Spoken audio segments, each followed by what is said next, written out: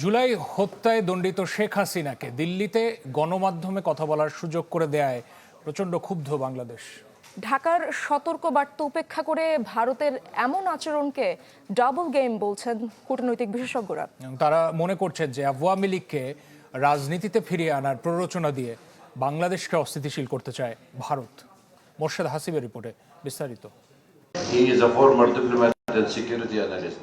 দিল্লিতে সাংবাদিকদের সংগঠন ফরেন করেসপন্ডেন্টস ক্লাব এফসিসির আয়োজনে সাজাপ্রাপ্ত পলাতক শেখ হাসিনা সংবাদ সম্মেলন, যেখানে জুলাই অভ্যুত্থানে নিজেদের অপরাধ আর গণহত্যা পাশ কাটিয়ে উল্টো বাংলাদেশকে জঙ্গিবাদের রাষ্ট্র হিসেবে আখ্যা দেওয়ার চেষ্টায় মরিয়া ছিল কার্যক্রম নিষিদ্ধ আওয়ামী লীগের শীর্ষ নেতাদের। বাংলাদেশের হুঁশিয়ারির পরও দণ্ডিত আসামিকে এমন সুযোগ দেয় দিল্লির উপর ক্ষুব্ধ ঢাকা। সাফ জানিয়ে দিয়েছে, জুলাই অভ্যুত্থানের মধ্য দিয়ে পরনির্ভরশীল রাষ্ট্র থেকে বেরিয়ে এসেছে বাংলাদেশ। এই দেশ আর কখনোই অনুগত রাষ্ট্র হবে না। বিশ্লেষকদের মধ্যে ক্ষমতাচ্যুত আওয়ামী লীগকে ট্রাম্প কার্ড হিসেবে জিইয়ে রাখার পাশাপাশি বিএনপির সাথে সম্পর্ক ঝালিয়ে নেওয়ার এই দ্বিমুখী নীতি মূলত দিল্লির সুদূরপ্রসারী চাল। আমার বিবেচনায় ভারত একটা ডাবল গেম খেলছে বিএনপি সরকারের সঙ্গে। তারা একদিকে বলছে তারা সম্পর্ক উন্নয়ন করতে চায়, অন্যদিকে তারা শেখ হাসিনাকে একটা রাজনৈতিক প্ল্যাটফর্ম ক্রিয়েট করে দিচ্ছে। এর মানে হচ্ছে কি, তারা শেখ হাসিনার মাধ্যমে বর্তমান সরকারের উপর একটা প্রেশার ক্রিয়েট করতে চায়। এটি হচ্ছে ভারতের ডাবল গেম। ডাবল গেমের আরেকটা উদাহরণ দেখেন, ভারত বলছে যে এটার সঙ্গে তাদের কোনো সম্পর্ক নাই এই অনুষ্ঠানের সঙ্গে।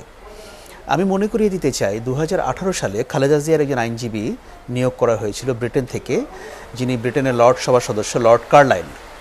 ওনাকে বাংলাদেশ সরকার তখন ভিসা দেয়নি, উনি বাংলাদেশে আসতে পারেননি। উনি চেয়েছিলেন দিল্লিতে গিয়ে সেখানে উনি এটা প্রেস কনফারেন্স করবেন। এবং এই যে এখন শেখ হাসিনার প্রেস কনফারেন্স যারা আয়োজন করেছে ফরেন করেসপন্ডেন্টস ক্লাব, তারাই সেটার আয়োজক ছিলেন। কিন্তু লর্ড কার্লাইলের ভিসা থাকা সত্ত্বেও ভারত সরকার তাকে এয়ারপোর্ট থেকে ফিরিয়ে দিয়েছে তার ভিসা বাতিল করে। সেটা কেন করেছিল? বাংলাদেশ সরকার সেটা বলেছিল বলে ভারত করেছিল। তার মানে হচ্ছে, ভারত যদি না চায়, কেউ তার ভূমিতে বসে সেখানে এই ধরনের প্রেস কনফারেন্স করতে পারবে না, যেটা খালেদা জিয়ার আইনজীবীর ক্ষেত্রে হয়েছে। অন্যদিকে শেখ হাসিনা বাংলাদেশে একজন মৃত্যুদণ্ডপ্রাপ্ত আসামি, কিন্তু তাকে কথা বলার জন্য সব ধরনের আয়োজন তারা ক্রিয়েট করে দিচ্ছে সেখানে। এটা ভারত সরকারের সায় না থাকলে এটা রীতিমতো অসম্ভব কাজ, এটা সম্ভব না। কিন্তু ভারত সেই কাজটা করেছে, তারা মুখে যায় বলুক না কেন। একদিকে আমন্ত্রণ জানানো হচ্ছে, আরেকদিকে শেখ হাসিনা বক্তব্য দিচ্ছেন।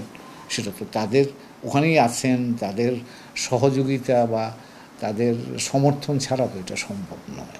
তো কাজে দুটো মেসেজই আসছে আমার ধারণা বাংলাদেশের দিক থেকে। বাংলাদেশের মানুষ ভারতকে বর্তমান অবস্থার প্রেক্ষাপটে, বর্তমান বাস্তবতার প্রেক্ষাপটে বাংলাদেশ যেভাবে ভারতের সাথে সম্পর্ক সম্মানজনক, মর্যাদাপূর্ণ এবং সমতাভিত্তিক সম্পর্ক চায়, সেই জায়গাতেই তাদেরকে এখন বোধহয় চিন্তা করার সুযোগটা তৈরি হয়েছে। অভিযোগ উঠেছে, আওয়ামী লীগকে রাজনীতিতে ফিরিয়ে আনার প্ররোচনা দিয়ে বাংলাদেশের অভ্যন্তরীণ রাজনীতি ও স্থিতিশীলতাকে আবারও অনিশ্চয়তার মুখে ফেলতে চাইছে দিল্লি। কোনো বাইরের দেশই অন্য দেশে রাজনৈতিক শক্তিকে প্রতিষ্ঠিত করতে পারে না, এটা হয় না। তো কাজেই এটা অর্গ্যানিক একটা প্রসেস। তো কাজে বাংলাদেশের মানুষ যদি ধারণ করে তাহলে সেটা থাকবে, বাংলাদেশের মানুষ যদি ধারণ না করে সেটা বাইরের শক্তি দিয়ে এটাকে ধারণ করানো যাবে না। দিল্লি যে পজিশনটা নিচ্ছে সেটা হলো যে দিল্লি আসলে বর্তমান সরকারের সাথে সম্পর্ক স্বাভাবিক করতে চায়, আবার আওয়ামী লীগের সাথে তার যে একটা সম্পর্ক আছে সেটাকেও অব্যাহত রাখতে চায়।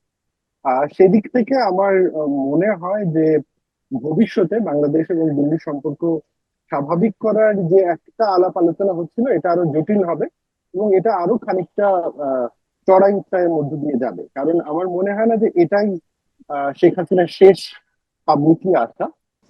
কূটনৈতিক বিশেষজ্ঞদের মতে, ঐতিহাসিক গণঅভ্যুত্থানের পর বাংলাদেশে যে নতুন রাজনৈতিক মেরুকরণ রয়েছে তা অনুধাবন করতে ব্যর্থ হয়েছে ভারত। মোর্শেদ হাসিব, চ্যানেল 24, ঢাকা।